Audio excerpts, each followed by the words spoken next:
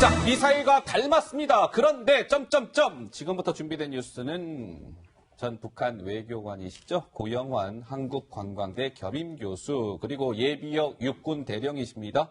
김기호 경기대 정치전문대학원 교수 두 분과 함께합니다. 어서 오세요. 안녕하십니까? 네, 안녕하십니까? 예.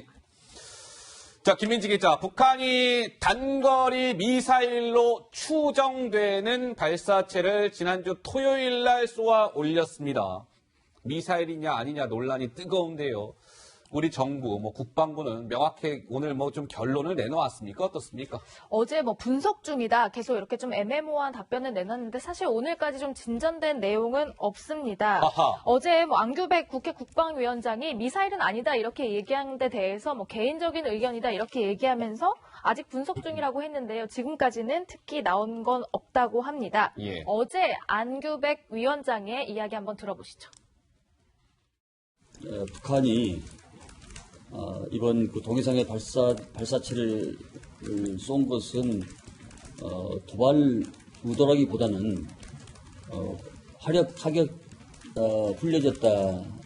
만약에 이것이 도발의 개념이었다면은 예전과 같이 새벽에 미상의 장소에서 혹은 도로에서 아마 발사를 했을 것인데 이렇게 이 아침에 한 것은 도발의 의도보다는 타격 훈련에 대한 거였다는 것이 제 나름대로의 평가입니다.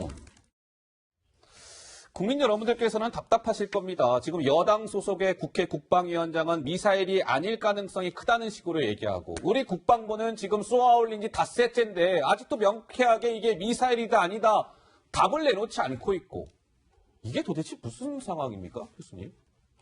사실은 군사적으로는 예. 미사일이 맞습니다. 그런데 미사일 맞습니까? 정치 외교적으로는 발사체죠. 왜냐하면 하하. 저걸 미사일로 규정하는 순간 한국과 미국이 여러 가지 문제가 생깁니다. 왜냐하면 트럼프 대통령부터 한반도에 1년 5개월 동안 미사일들이 안 날아다니잖아. 그런데 미사일이 날랐잖아요. 네. 그러면 뭔가 제재를 가하고 북한과 뭔가 압력을 가해야 돼요. 또 한국 정부도 발사체라고 하는 것이 낫지 미사일이라고 그러면 아니 그 남북 관계 이제까지 한 건 다 뭐야? 이런 거 되니까 한미가 정말 누가 표현을 했는데 아주 교묘한 그 어떤 단어를 찾아낸 게 이제 발사체거든요. 발사체는 사실은 발사체. 누가 이런 말도 하더라고요. 예. 새총도 발사체고 인공위성도 발사체다. 예. 그런데 정말 미사일을 미사일이라고 말하지 못하는 국방부 입장이 충분히 이해는 됩니다. 자, 그러면 보시면 이게 미사일일 가능성이 크다라는 그 시각이 곳곳에서 나오고 있는데요. 이런 거죠. 지금 국방부는 미사일이 아니다라는 입장이잖아요. 포물선을 안 길었기 때문에 미사일이 아니라는 건데 요즘에 미사일이라는 거는요. 예전처럼 그냥 포물선 안 그립니다. 막 변형으로 막 이렇게 낮아졌다, 올라갔다, 낮아졌다, 올라갔다 변형 설계 추세이기 때문에 이 설명은 잘못됐다라는 게 이제 군사 전문가. 비행거리가 짧기 때문에 미사일이 아니다. 5년 전에요. 200km, 이번보다 덜 날아간 미사일도 5년 전에 국방부는 미사일이라고 했습니다. 미사일 사령관이 이번에 참관을 안 했기 때문에 미사일이 아니다. 과거에도요. 포병부대 주관에서 미사일 쏘아올린 적 북한 많습니다. 아침에 발사했기 때문에 이건 미사일 도발이 아니고 훈련이라는 게 국방부의 설명인데요. ICBM, 대륙간 탄도미사일, 장거리 미사일 쏘아올릴 때도요. 북한이 아침에 발사한 적 많아요. 여러모로 미사일하고 너무 닮았는데요. 미사일은 비행 방식에 따라서 예. 이 포탄처럼 약간 포물선을 그리면은 탄도미사일, 그리고 일정 고도를 올랐다가 자유낙하를 해서 목표물에 탄착하면, 그리고 지형지물을 따라서 마치 바다에서 크루즈 배처럼 순항하듯이 하면 순항미사일로 구분하고 있거든요. 예. 근데 인공위 위성에서 포착한 궤적을 보면은 거의 탄도미사일 포물선 궤적을 그린 게 왜 방송이나 신문에도 나오지 않았습니까? 네, 네. 그리고 요거는 러시아에서 나토에 있는 사드하고 패트리어트망을 피할 수 있도록 하기 위해서 예. 비행 특성을 정규적인 타원형의 포물선이 아니고 그러니까요. 어느 정도 올라가다가는 약간 수평 비행을 하다가 맞아요. 마지막에 편심 비행해서 못 맞추도록 하는 예. 특수한 비행을 해서 아까 말씀하신 것처럼 그렇기 때문에 예. 변형된 형태로 요격을 피하기 위한 것이지 예. 전반적으로는 이렇게 탄도 곡선을 그리고 있는 거거든요. 그다음에 유도 장치를 달아서 유도를 네. 하기 때문에 미사일이라 그러는 거거든요. 예. 그리고 아까도 말씀하셨지만 200km 되는 거는 KN-52 지대지 미사일이라고 북한이 가지고도 있어요. 그리고 각도와 이 연료를 조정하면은 사거리는 어느 정도 240이단 이거 이스칸데르 북한판이면 조절할 수 있는 거죠. 예, 500km까지도 갈 수 있는 거거든요. 예, 예. 네. 알겠습니다. 그리고 화력 타격 훈련 얘기하는데 북한 방송에 보면은 전연 및 동북부 부대가 다 참가했다 그러거든요. 예, 예. 전연이라 그러면 최전방에 있는 부대라 정규 부대에 실전 배치해서 그대로 실사격 훈련한 거거든요. 예, 알겠습니다. 근데 교수님 이게요. 미사일이면 미사일이라고 명확하게 발표를 해야지. 미사일인데 이걸 발사체라고 하고 두루뭉술하게 표현을 하게 되면 앞으로 북한의 비핵화 협상에서 소위 북한의 버릇을 잘못 들여놓는 거 아니에요? 미사일을 미사일이라고 얘기하고 단호하게 유감 표명할 건 유감 표명하고 해야 비핵화 협상이 순조롭게 진행되지 않겠습니까? 이제 여러 말씀을 하셨는데 이제 미사일 발사하는 형태를 봐도 그렇고 네. 미사일인 건 비전문가들 전문가들 다 이야기를 하는 거거든요. 시점도 묘해요. 네. 문재인 대통령 집권 2주년 앞두고 미사일을 쐈어요. 예. 그리고 푸틴 대통령을 만나서 회담을 하고 온 뒤에 쐈고 그런데 거리도 그렇고 명칭도 그렇고 교묘하게 선을 넘나드는 듯한 그런 모습으로 미사일을 쏜 거거든요. 예. 근데 저는 그렇게 생각합니다. 군에서는 예. 지대지 미사일이 맞다. 음. 그렇지만 외교부나 정부 대변인이나 청와대 대변인은 발사체가 맞다. 이렇게 해도 알아듣는 사람은 다 알아듣는 예, 거 아니겠습니까? 예. 저는 군대가 제대로 이야기를 했었으면 하는 그런 아쉬움은 남습니다. 자, 북한이 단거리 미사일로 추정되는 발사체를 쏘아 올린 이후에 김민지 기자. 네. 트럼프 미국 대통령이 통화를 했는데요. 뒤늦은 한국 대통령과의 통화가 좀 논란이 되고 있죠. 네, 일본과 좀 비교가 돼서 그런 건데요. 4일에 발사체를 이제 발사를 하게 됐는데 아베 신조 총리와는 그제 통화를 했습니다. 그리고 문재인 대통령은 어제 이제 통화를 했는데 통화 시간도요. 우리가 5분 적습니다. 아베 총리와는 40분 통화를 했는데 어제 우리는 35분 통화. 그러니까 좀 일본보다 우리는 당사국인데 더 뒤늦게 또 조금 한 것 아니냐 이런 논란인데요. 또 늦게 통화한 것에 대해서 이렇게 해명을 했어요. 청와대는 북한 발사체 분석에 좀 시간이 걸렸다. 그래서 정상간 통화가 늦어졌다고 했는데 그렇다면 분석이 다 끝났냐 물어봤을 때는 아직 여전히 분석 중이다. 이런 모순된 설명을 내놔서 또 논란입니다. 그러니까는 아베와 트럼프 대통령 그 통화 시간이 문재인 대통령보다 이제 5분 긴데요. 그 시간은 중요치 않을 수도 있습니다. 5분 뭐 트럼프와 아베가 5분도 알 수도 있고 10분도 알 수도 있죠. 다만 이 단거리 미사일로 추정되는 발사체에 피해를 입는 건 온전히 우리 대한민국, 한국, 남한인데 최소한 아베보다는 트럼프가 우리 문재인 대통령과 먼저 통화했었어야 되는 거 아닙니까? 김 교수님? 당연하죠. 이게 왜냐하면은 이스칸데르를 모방한 북한판 이스칸데르 소위 뭐 정부 말대로 발사체라고 칩시다 그러면 예. 미사일이라 그러면은 최대 사거리가 500km면은 우리 남한 전역이 막 일본에는 도달 안 되는 거거든요.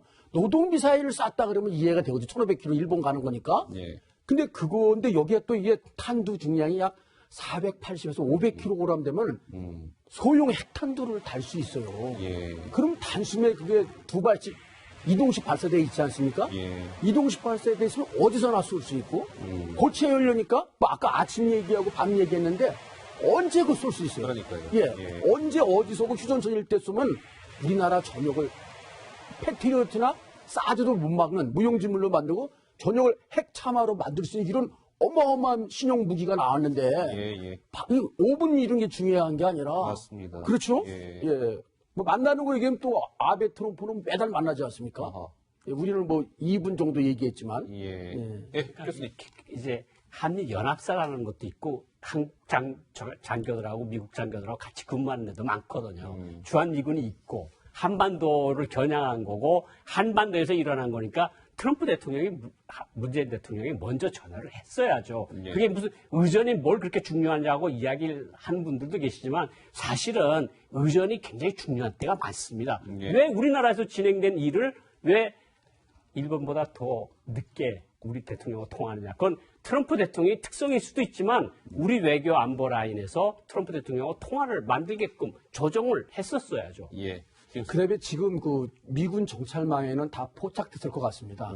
왜냐면 한 달 전부터 RC-135 3종 세트라는 게 지금 계속 한반도상에 아하, 집결하고 있거든요. 그렇군요. 예. 이게 미사일 궤적을 추정하는 RC-135S라는 코브라 볼도 와 있거든요. 예. 컴뱃 조인트도, 리벳 조인트도 있고, 컴뱃 센트도 있고. 예, 네. 알겠습니다. 자, 그런데 이제 북한이 뭐 발사체를 쏘아올린 지 오늘로 닷새째입니다. 그런데 그러면 이거 어떻게든 뭐 이제 해법이 제시가 돼야 될 거 아니겠습니까? 이 문제를 어떻게 해결할 것인가. 근데 이 여권에서는요, 이런 지금 목소리가 터져 나오고 있습니다. 그 목소리 준비되어 있습니다. 듣고 오시죠. 저는 여러 차례에 걸쳐서 북한에 대한 800만 달러 인도적 지원을 해야 한다고 주장을 했었습니다. 만일에 북한에 대한 인도적 지원 800만 달러를 했더라면은 북한이 지강도이긴 하지만은 무력 시위를 했을까 하는 생각을 하게 됩니다. 네, 서른 최고위원은 진작에 그렇게 인도적 지원 북한 해줬으면 북한이 이렇게 도발을 했겠습니까라는 논리인데요. 이 발언도 좀 논란이 되고 있고요. 지금 청와대와 여권은 북한이 발사체 쏘아올린 이후에 해법이라고 제시하고 있는 건 인도적 차원의 식량 지원의 필요성을 얘기하고 있습니다. 일각에서는 고개를 갸우뚱하는 분들이 있어요. 북한이 발사체 쏘아올렸는데 쌀 등의 식량 지원을 우리 정부가 해주겠다고? 이건 어떤 거지? 그러니까 결국은 지금 정말 5월 4일 금방 며칠 전에 미사일 발사를 했는데 발사체건 미사일이건 그런데 지금 들어와서 갑자기 좀 많이 뭐 식량 지원 이야기도 나오고 여당에서도 그 정부에서도 그렇고 통일부에서도 그런 얘기를 하고 있거든요. 과연 시점이 맞느냐. 그러니까 좀 더 좀 지나든가 좀 더 전이든가 그런 이야기를 했으면 모르겠는데 북한이 미사일 등 발사체 발사를 해서 전 세계를 긴장을 시킨 이 시점에서 왜 800만 달러 소리가 나오고 대규모 식량 지원 소리가 나오고 136만 톤이 모자라니 이런 소리를 하면서 예. 북한이 쌀 지원을 해야 된다는 소리가 나오는 건 타이밍상 제대로 맞지. 북한에 힘들다면 인도적 지원을 해야 되겠지만 그러나 지금은 아닌 것으로 저는 판단을 합니다. 김 교수님, 일각에서는 이런 얘기가 나옵니다. 한번 보시면 우리 한국 정부의 외교가 외톨이 외교로 전락하는 거 아니냐. 그러니까 지금 김정은 국무위원장은 시진핑과 푸틴과는 중국과 러시아와 지금 밀착하고 있잖아요. 그리고 트럼프는 지금 미일 동맹이 역대 어느 때보다도 지금 강화되고 있습니다. 미일 동맹 강화되고 있고요. 우리 정부는 뭐지? 운전자론을 외쳤던 문재인 정부는 어떻게 된 거지? 라는 우려를 표하는 분들이 많더군요. 예, 제가 그래서 그 사면초가 고사성어 있지 않습니까? 그걸 더해가지고 오면초가라는 말에서 글을 하나 쓴 적이 있거든요. 오면초가. 예, 예. 지금 이제 북한에서도 뭐 오지랖 넓은 중자재 하지 말라고 그리까지 돼버리고 예. 자주적으로 한다면서 북한은 러시아도 가고 중국도 가는데 그럼 우리는 자주적으로 하라고 우리한테는 비난하지 않습니까? 예. 근데 우리는 그렇게 되면 이제 중국 견제라든지 북한 문제를 위해서 미국이 동북아에서 일본의 영향력을 자꾸 증대시켜주고 있거든요. 예. 근데 일본하고는 역대 지금 최악의 상황이지 않습니까? 예. 또 미국하고도 여러 가지 요소가 벌어지는데 현재 지금 북한의 그 불법 환적 단속하는 해상 제재 작전이 있는데 그 7개국 연합 작전에도 우리 군은 연합 작전을 못 하고 있고요. 예. 지금 여러 가지로 지금 삐걱대서 외톨이 되는 게 지금 많이 나타나고 있습니다. 예. 이런 상황에서 오늘 김현철 통일부 장관이 통일부 장관에 취임한 이후에 첫 방북길에 올랐습니다. 김현철 통일부 장관입니다. 목소리 잠깐 듣고 오시죠. 북측이 예우를 갖춰서 장관님 맞이하겠다고 했었는데 그 북측 관계자 중에서 어떤 분이 좀 영접을 나오셨고 어떤 분과 좀 만나셨는지. 한영과 한송은 지금 연락사무소 임시소장 되고 있는 김영철이라는 분이 나왔고 뭐 가벼운 대화를 나눌 수가 있었고요. 대체로 저희들이 이제 출입 사무소부터 시작해서 또 다양한 북한 측 관계자들과 인사를 나눴습니다. 자, 김현철 통일부 장관이 통일부 장관으로 임명이 된 이후에 처음으로 방북길에 올랐습니다. 남북 공동 연락사무소를 오늘 방문했는데요. 시기 논란도 있고 홀대 논란도 있습니다. 북한이 나흘 전에 단거리 발사체를 쏘아 올렸는데 이 시점에 가는 게 맞느냐 이런 거고요. 김현철 대한민국 그래도 명색이 장관이 갔는데 북한은 이 장관을 임시 소장 대리가 영접했습니다. 홀대 논란까지 지금 더해졌어요. 아니 그러니까 연락소장이 우리 천혜성 장관하고 북한의 전정수 조평통 부위원장이거든요. 전정숙 조평통 부위원장이 최소한 나왔어야죠. 근데 연락소장도 아니고 임시소장도 아니고 임시소장 대리가 나왔어요. 그러면 이전에 항상 우리가 논란을 많이 했잖아요. 격이 맞느냐. 그래가지고 남북회담이 결렬된 적도 있거든요. 그래서 북한이 조평통이라는 걸 만들어서 우리하고 지금 맞추는 거거든요. 예. 이런 때 바로 말씀하신 것처럼 미사일 발사가 있었고 가서 홀대를 받는 상황에서 통일부 장관이 과연 가는 게 맞았느냐. 이런 논란은 분명히 있습니다. 예, 알겠습니다. 오늘 뭐 뉴스 속보가 중간중간 많이 전해져서요. 오늘 말씀을 좀 길게 듣지 못해서 좀 아쉽습니다. 오늘 말씀은 여기까지 들어야 될 것 같습니다. 저는 60초 1분 후에 다시 돌아오도록 하겠습니다.